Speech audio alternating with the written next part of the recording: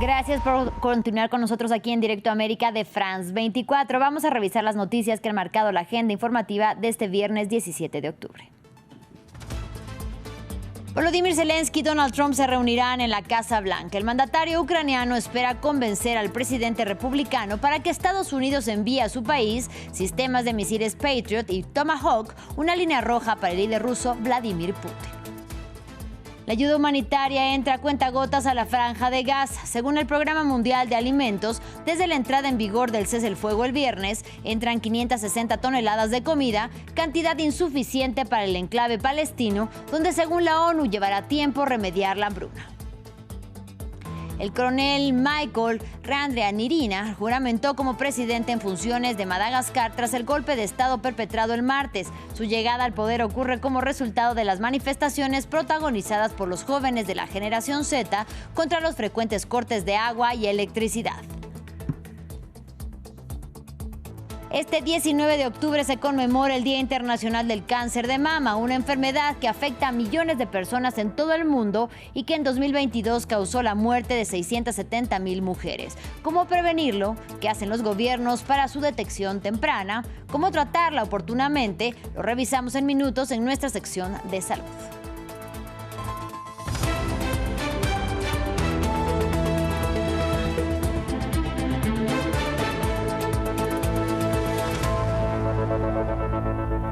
Iniciamos en Estados Unidos. La Casa Blanca será escenario de un cara a cara entre Donald Trump y Volodymyr Zelensky, el tercero en este año. El mandatario ucraniano espera convencer al presidente republicano para que Estados Unidos envíe a su país sistemas de misiles Patriot y Tomahawk, una línea roja para el líder ruso Vladimir Putin, con quien Trump sostuvo precisamente ayer una llamada telefónica en la que pactaron reunirse en Budapest. Ampliamos a continuación. You don't have the cards right now. Desde reprender al presidente de Ucrania en el despacho Oval hasta desplegar la alfombra roja para Vladimir Putin en Alaska. Hasta ahora los intentos diplomáticos de Donald Trump aún no han dado resultados en lo que respecta a la guerra en Ucrania. Pero tras una llamada telefónica de 2 horas con Putin el jueves, Trump apuesta porque eso cambiará. Esperamos poder detenerla. Debido a mi relación con Putin, pensé que esto sería muy rápido, pero ¿quién hubiera pensado que me ocuparía de Medio Oriente antes de hacer esto? Durante la llamada telefónica, el Kremlin dijo que Putin advirtió a Trump que no enviaría misiles Tomahawk fabricados en Estados Unidos a Ucrania, algo que se espera que Zelensky pida cuando se reúna con Trump en la Casa Blanca el viernes. A principios de esta semana, Trump insinuó que podría estar de acuerdo, pero tras su conversación con Putin pareció retractarse de la amenaza. Necesitamos los Tomahawk para los Estados Unidos de América. Tenemos muchos, pero los necesitamos. No podemos agotar las reservas de nuestro país. Las fuerzas ucranianas creen que los Tomahawk podrían cambiar las reglas del juego en su batalla contra los rusos. Los misiles de crucero tienen un alcance de 1.600 kilómetros y cuestan alrededor de $2,5 millones cada uno. Creo que los Tomahawk son un arma bastante seria y que podrían cambiar radicalmente el curso de la guerra para mejor. Los expertos afirman que los misiles Tomahawk podrían resultar como una eficaz moneda de cambio para llevar a Putin a la mesa de negociaciones, pero Trump también corre el riesgo de agravar las tensiones con Moscú al amenazar con enviarlos a Kiev. En Polonia, un tribunal de Varsovia denegó la extradición a Alemania de Volodymyr Z, ciudadano ucraniano que es sospechoso de participar en el sabotaje de los gasoductos Nord Stream en 2022 que conectan a Rusia y Alemania y que es reclamado por la justicia alemana. Esto ocurre después de que el Tribunal Supremo de Italia frenara la extradición de otro ucraniano que fue detenido como parte de la misma investigación dirigida por la Fiscalía General de Alemania. Y mientras se define la ayuda militar de Estados Unidos a Ucrania en la guerra que libra desde hace más de 3 años y medio contra Rusia, 15 miembros de una milicia fueron condenados a 15 y 21 años de prisión por una corte militar que los juzgó por presuntamente formar parte de un grupo terrorista. Eran miembros del batallón Aidar, creado tras el estallido de los combates de 2014 y fueron capturados en 2022. Su juicio se desarrolló a puerta cerrada y ahora permanecerán tras las rejas en una prisión de máxima seguridad rusa. Por supuesto que vamos a apelar, dado que mi cliente no se declaró culpable, al igual que 13 de los 15 acusados. Creemos que los convenios de Ginebra se aplican en este caso y tanto mi cliente como otros acusados han declarado que eran combatientes. No se les acusa de cometer ningún crimen de guerra. Ninguno de ellos llevó a cabo acciones que pudieran clasificarse como crímenes de guerra. Por lo tanto, no pueden ser procesados únicamente por ser miembros de las Fuerzas Armadas de un lado en el conflicto.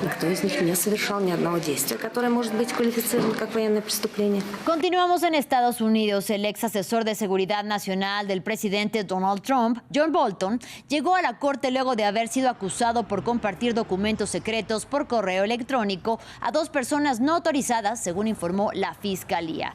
La imputación contra Bolton se suma a las presentadas contra el ex jefe del FBI, James Comey, y la fiscal general de Nueva York, Letitia James, todos contrarios a la administración Trump. Escuchemos al presidente. Creo que es un tipo malo. Sí, es un tipo malo. Es una lástima. Pero así es como funciona. Y en otro orden de ideas, ahora vamos a la Franja de Gaza. Este viernes el Programa Mundial de Alimentos informó que ha llevado diariamente al enclave unas 560 toneladas de alimentos tras la entrada en vigor del cese el fuego vigente desde el viernes, una cantidad que asegura es insuficiente. En paralelo, las Naciones Unidas advirtieron que tomarán un tiempo reducir la hambruna en el devastado enclave palestino, un territorio que instan a que se abran todos los corredores, en especial los del norte, que ha sido destruido y donde se concentra el hambre. Hugo Caro Jiménez tiene todos los detalles. La ayuda que entra a la Franja de Gaza no es suficiente. Así lo indicó este viernes el Programa Mundial de Alimentos. La agencia de la ONU explicó que desde que comenzó el alto el fuego ha llevado al devastado enclave unas 560 toneladas de alimentos en promedio por día, pero que esta cifra está aún por debajo de lo que se necesita. El ingreso de suministros a Gaza ha sido retrasado por Israel durante los últimos días, en consecuencia de la demora que denuncia por parte de Hamás en la entrega de los cadáveres de los rehenes israelíes. Con un promedio diario de unas 560 toneladas de alimentos, aún estamos por debajo de lo que necesitamos, pero lo estamos consiguiendo. También este viernes, las Naciones Unidas, que insta a Israel a permitir la apertura de todos los cruces fronterizos hacia el territorio palestino, especialmente en el norte, dijo que tomará un tiempo reducir la hambruna en curso en Gaza tras 2 años de fuego israelí. Y es que, a propósito, el miedo de que los bombardeos regresen tras la frágil tregua habita entre los gazatíes. Todos temen que la guerra regrese. Si regresa significa que no habrá vida, que ya no habrá vida en Gaza y que Gaza ya no existirá. Significaría que Gaza sería eliminada para siempre. Decimos que es nuestro país y nos mantenemos firmes aquí, gracias a Dios. En paralelo a estas denuncias, Israel y Hamás se han culpado mutuamente por violaciones del alto el fuego, mientras que el gobierno israelí presiona para que la milicia entregue el restante de fallecidos. El grupo palestino señala a las fuerzas israelíes de continuar disparando contra civiles. Y la ayuda que entra a la Franja de Gaza no es suficiente. Así lo indicó este viernes el Programa Mundial de Alimentos. La agencia de la ONU explicó a su vez que desde que comenzó el alto el fuego ha llevado al devastado enclave palestino unas 560 toneladas de alimentos en promedio por día, pero que esta cifra está aún por debajo de lo que se necesita. El ingreso de suministros a Gaza ha sido retrasado por Israel durante los últimos días en consecuencia de la demora que denuncia por parte de Hamás en la entrega de los cadáveres de los rehenes israelíes. Mientras Israel presiona para que Hamás devuelva la totalidad de los cuerpos de los rehenes israelíes, los gazatíes también esperan con ansiedad el retorno de los cuerpos de sus seres queridos. Según el acuerdo de cese el fuego, Israel debe devolver 15 cuerpos palestinos por cada cadáver israelí entregado. Sin embargo, Israel no suele proporcionar los nombres de los que devuelve y restringe la entrada de pruebas de ADN al enclave, lo que complica la identificación de los cuerpos. Como no disponemos de medios de identificación fiables, hemos creado un sitio web a través del Ministerio de Sanidad. Se ha subido una selección de fotos de los cadáveres a este sitio web que respeta el carácter sagrado y la dignidad de las personas fallecidas sin comprometer su privacidad, con el fin de que sus familiares puedan identificarlos. Según los testimonios de los médicos, numerosos cuerpos de palestinos presentaban signos de tortura y ejecución sumaria. Muchos, por ejemplo, tenían los ojos vendados, estaban atados y tenían heridas de bala entre los ojos. He venido a identificar a mi hijo, al que perdí el 7 de octubre. He mirado la pantalla. Los rasgos faciales no están claros debido a la tortura, ya que se trata de un enemigo injusto. Hemos rezado para que sea martirizado por el amor de Dios, en lugar de ser detenido por ellos. Gracias a Dios ha sido bendecido con el martirio. Lo hemos identificado por el lunar de su nariz y los dientes de su mandíbula. Por su parte, Hamas dijo haber entregado a todos los cuerpos de los rehenes israelíes a los que tenía acceso, por lo que, según el grupo palestino, el regreso de los cadáveres restantes podría tomar más tiempo. Continuamos en el continente africano. El coronel Michel Randrianirina juramentó como presidente en funciones de Madagascar tras el golpe de Estado perpetrado el martes. Su llegada al poder ocurre como resultado de las manifestaciones protagonizadas por los jóvenes de la generación Z desde el 25 de septiembre contra los cada vez más frecuentes cortes de agua y electricidad y que provocaron la huida del anterior mandatario, Andry Rajoelina, cuyo paradero es todavía desconocido. Según dijo el nuevo mandatario, con él se abre un nuevo capítulo en la vida de la nación africana. Estamos comprometidos a romper con el pasado. Nuestra misión principal es reformar profundamente los sistemas de gobierno administrativo, socioeconómico y político del país. Esta reconstrucción tan esperada se llevará a cabo bajo nuestro liderazgo y coordinación. Vamos con nuestro invitado del día, nuestra sección de salud. Este 19 de octubre se conmemora el Día Internacional del Cáncer de Mama, una enfermedad que afecta a millones de personas en todo el mundo y que en 2022 causó la muerte de 670,000 mujeres. La Organización Mundial de la Salud alerta que en países desarrollados, 1 de cada 12 mujeres lo padecerá en su vida y 1 de 71 morirá por cáncer de mama. En contraste, en países en vías de desarrollo, 1 de cada 27 lo padecerá y 1 de cada 48 morirá por este tipo de cáncer. Para hablar sobre el tema, saludo con mucho gusto a la doctora Debbie Puerto, quien es coordinadora de salud pública en el Instituto Nacional de Cancerología de Colombia. Bienvenida, doctora, y gracias por la comunicación. Elena, ¿cómo estás? Muy buenos días. Muchas gracias por la invitación. Gracias también a France 24 y a toda su audiencia. Gracias por estar acá. A usted, doctora, pues entre los tipos de cáncer, ¿en qué lugar de gravedad se encuentra el cáncer de mama? Bueno, el cáncer de mama es una patología de salud pública muy importante a nivel global y en Latinoamérica.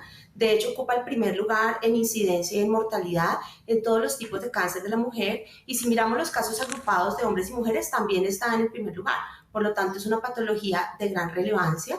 De hecho, en Latinoamérica murieron bastantes mujeres en el año 2022. Tuvimos más de 220,000 nuevos casos. En Colombia nada más fueron más de 17,000 casos nuevos diagnosticados por esta enfermedad. Entonces estamos ante un problema importante de salud pública que debe ser trabajado. ¿Es curable el cáncer de mama, doctora?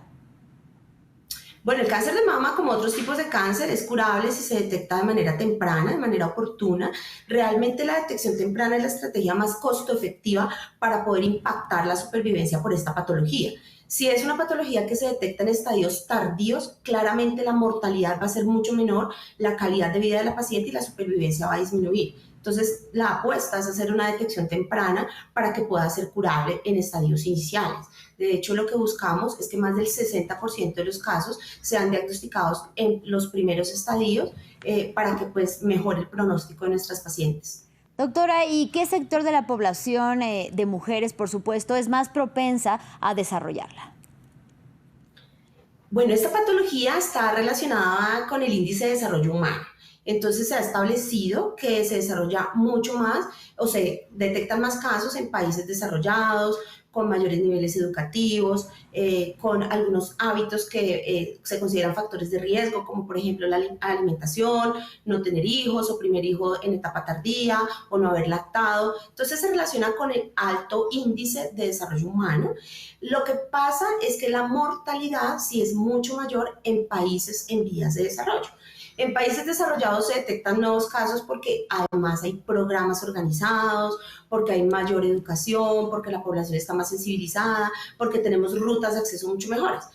Por eso se diagnostica también más casos. Pero la mortalidad es peor en países subdesarrollados o en vías de desarrollo porque carecemos de estos programas organizados, porque definitivamente hay barreras de acceso al diagnóstico, al tratamiento oportuno. Entonces hay disparidades e inequidades si miramos incidencia y mortalidad, pero la población en este momento en donde se presentan más casos es la que tiene mayor desarrollo humano. Le decía de mujeres, aunque sabemos que precisamente este tipo de cáncer no ataca solamente a mujeres, sino también a hombres.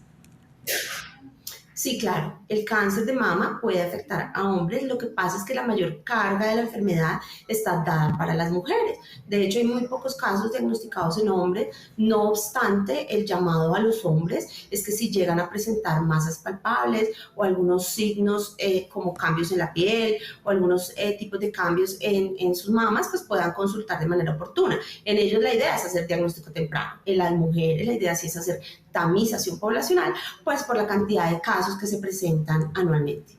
Usted hablaba, doctora, de la apuesta por la prevención. ¿Cómo prevenir este tipo de cáncer?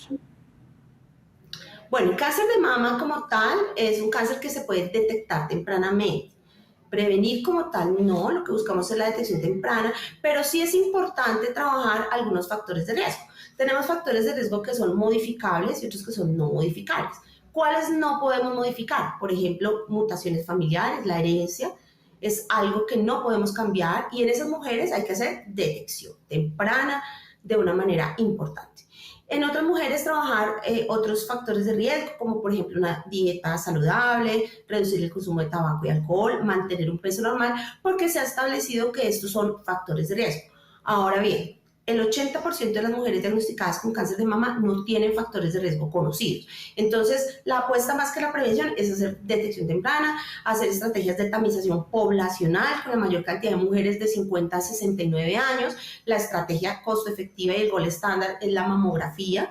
También hacer examen clínico de la mama de manera anual después de los 40 años y no olvidar el autoexamen a cualquier edad como un mecanismo de conocimiento en las mujeres. Y siguiendo con el tema de la detección temprana, ¿qué hacen los gobiernos, doctora, o qué deben de hacer los gobiernos para que sea una realidad esta detección temprana?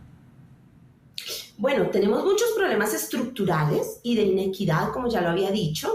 Se presentan barreras y fragmentaciones en los sistemas. Entonces, además de tener una política pública clara en todos los países de Latinoamérica, eso es relevantísimo, tener políticas públicas para que todos los actores puedan operativizar esas políticas en programas que acerquen estas políticas a la población. Entonces, lo primero es tener políticas públicas claras. En segundo lugar, buscar organizar los sistemas de salud, la organización de los servicios, evitar la fragmentación, todos los problemas de autorizaciones de servicios para que las mujeres no tengan barreras para este tipo. También deben trabajar por el fortalecimiento de la educación continua a los profesionales de la salud, que es una barrera que hemos evidenciado en Latinoamérica, en Colombia puntualmente. Vemos que no existen cátedras de formación en el pregrado de nuestros profesionales de la salud que los lleven a tener competencias y fortalezas al momento de graduarse. Entonces hay que trabajar mucho en la formación básica, pero también en los programas de educación continua. Hacer que nuestros profesionales de la salud del primer nivel de atención, médicos, enfermeras y otros profesionales, puedan tener esas competencias clínicas y actitudinales que hagan que ellos también busquen hacer detección temprana. Y algo muy importante también es educar, informar, educar y comunicar a nuestra población, que tengan claros los signos y los síntomas, que tengan claros sus derechos para que puedan acceder a lo que el sistema de salud de cada uno de los países les pueda ofrecer. Debemos empoderar a nuestras mujeres para que no tengan miedo al diagnóstico de cáncer, para que no tengan miedo a una mamografía y que puedan acercarse de manera oportuna a los servicios de salud. Entonces, los gobiernos deben trabajar diferentes escenarios, diferentes pilares que van desde la política pública hasta la educación a la población, pasando por otro tipo de factores que hagan que se organice el sistema de salud de una manera adecuada. Usted, doctora, habla de un acercamiento oportuno al sistema de salud, al médico, en fin, para poder detectar tempranamente. Pero, ¿en qué consiste ya, una vez que es detectado el cáncer de mama, un tratamiento oportuno? Bueno, es muy importante, en primer lugar, hacer una tamización adecuada con coberturas importantes. Nomás en Colombia la cobertura de mamografía está menor al 40% de la población objeto. Entonces lo primero es garantizar coberturas adecuadas de tamización, pero no sirve de nada tamizar a la población con mamografía si no les acercamos a un diagnóstico oportuno. La estrategia global para la detección temprana de cáncer de mama, la estrategia mundial de la OMS, tiene 3 pilares. Y el segundo pilar nos dice que tenemos que garantizar en las mujeres tamizadas y con sospecha diagnóstica un acceso rápido a las pruebas que requiera. Entonces tenemos, por ejemplo, la biopsia, los marcadores de inmunohistoquímica, todas las pruebas que se necesitan para hacer un diagnóstico oportuno. Y después de estar diagnosticado, como tú lo decías, es muy importante un acceso al tratamiento pronto.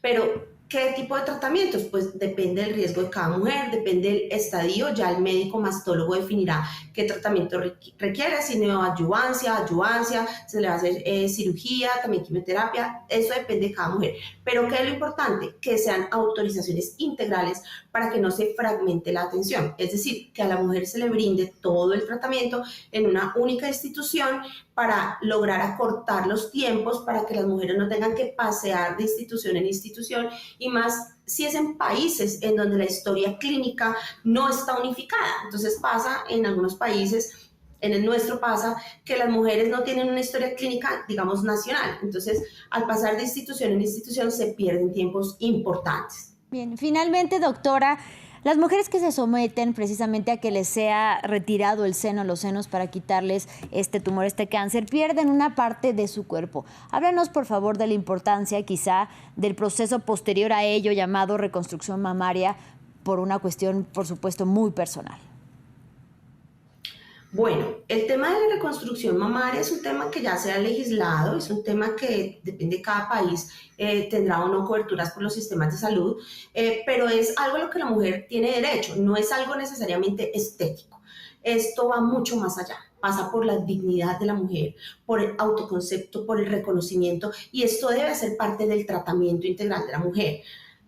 Apoyarla en el mantenimiento de su feminidad, de su dignidad, es algo muy importante.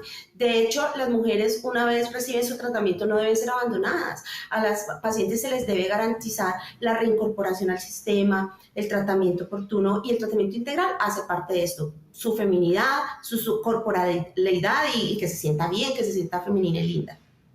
Doctora, le agradecemos muchísimo a la doctora Debbie Puerto por este análisis y por enseñarnos más acerca del cáncer de mama. Hoy decíamos Día Internacional, que se padece con más de 670,000 mujeres a nivel mundial, por lo menos en el año 2022. Gracias nuevamente. A ustedes, gracias. Y gracias a ustedes por su compañía. En breve regresamos con más información aquí en France 24. No se vayan.